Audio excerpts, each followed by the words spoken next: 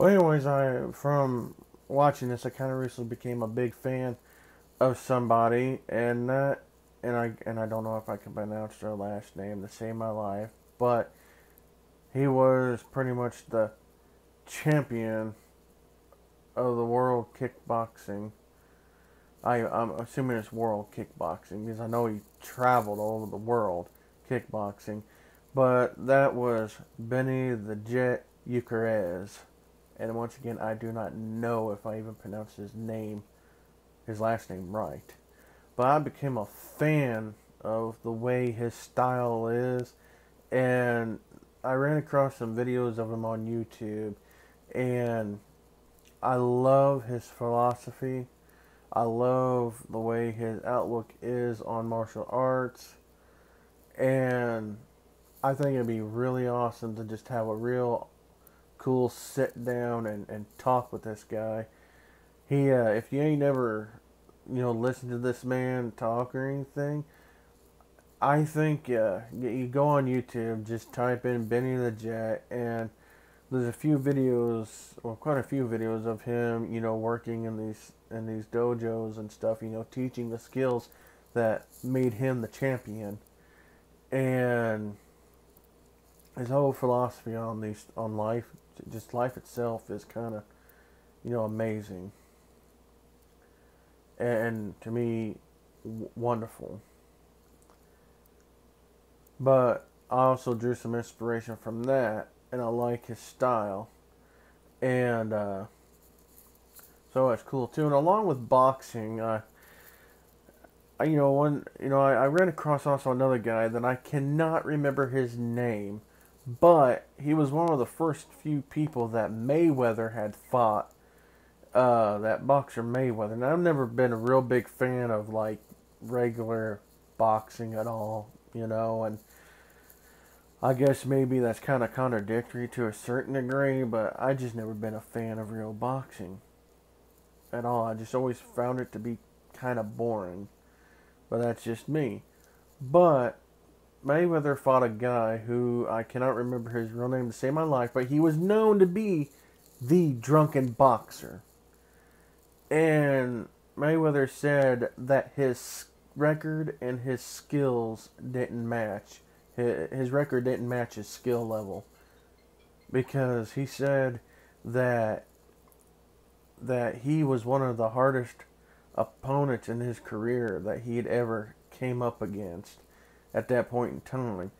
And to watch that guy work in the ring, I couldn't believe it was boxing that he was doing. Because the way he was boxing, you would swear he was intoxicated. Just like you see Jackie Chan in the movies, when he played, Drunken Master, or any old Drunken Master Kung Fu movie, to a certain degree, the way his movements were in the ring, to a certain degree, was that of like a drunken boxer. And I'm sitting there thinking, if I would have came across that when I was a kid growing up and realized that, I probably would have became more of a fan of boxing. But seeing how that guy done what he done now, and he even had an interview, where he said himself, he said, I can go in there. He said, I can straight box and knock somebody out. But he said, what's the fun in that? He said, I've done that. I've done that several different times. Matter of fact, the match that him and Mayweather had, he pretty much fought Mayweather with his hands behind his back. And I've seen clips on YouTube of this match between him and Mayweather. It's all over YouTube. Just type in Mayweather and the Drunken Boxer or something like that. Bam, you will run across it. To watch this guy in the ring, I mean, he lays some good haymakers there on Mayweather, and like, if he was a constantly would have just wailed on him, like, I don't think Mayweather would have won that match. And also a lot of judges, that judge the matches, this is what Mayweather was saying, where his record doesn't match his skill level. is because a lot of judges thought that this guy was disrespecting the sport by boxing the way he did. But also because he boxed the way he did, also inspired a few other boxers when they actually came to some championship titles, had actually done forms and variations of his entire style, or done a broken form of some of his style that he done. And the amazing thing about this guy's style, and even Mayweather even said this, was his style was so off kilter that it would mess up your timing when it came to squaring off with him in the ring.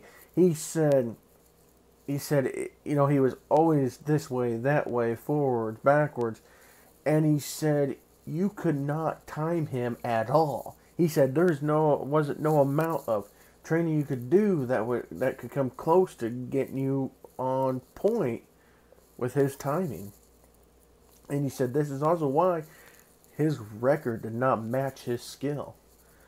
And I watched other tutorial videos of people breaking down the way this guy would fight, in the ring, and they said that like one guy said in a video, he said that the reason why this guy's record does not match his skills because this guy has mastered the skill of boxing and has become very bored with it. And this is how I also learned from watching this one little breakdown video, that other well-known boxers has actually taken forms of this guy's boxing style and incorporated it into their style of boxing. It's like a hidden little gem. If you don't know what you're looking for, you ain't going to find it, but it's in there in some form or ways. It's just like karate and MMA. If you know your stances in karate, sometimes you can spot karate still being used logically and effectively in MMA. I'm not a big fan of MMA neither, but, just is what it is, You have to appreciate it for the fact that it is a form of martial art, competing martial art, that is. But, and it in itself is an art.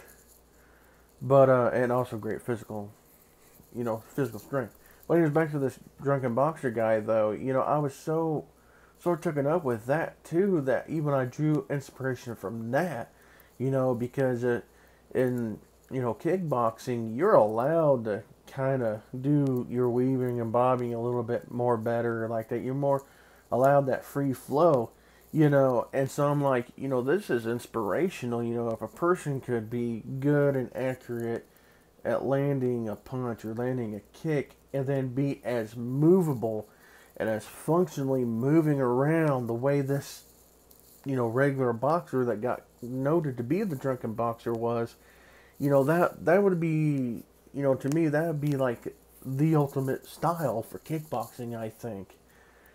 That, and also maybe if you took some like hardcore Muay Thai stuff too. It's amazing the power some of those guys that have mastered that have.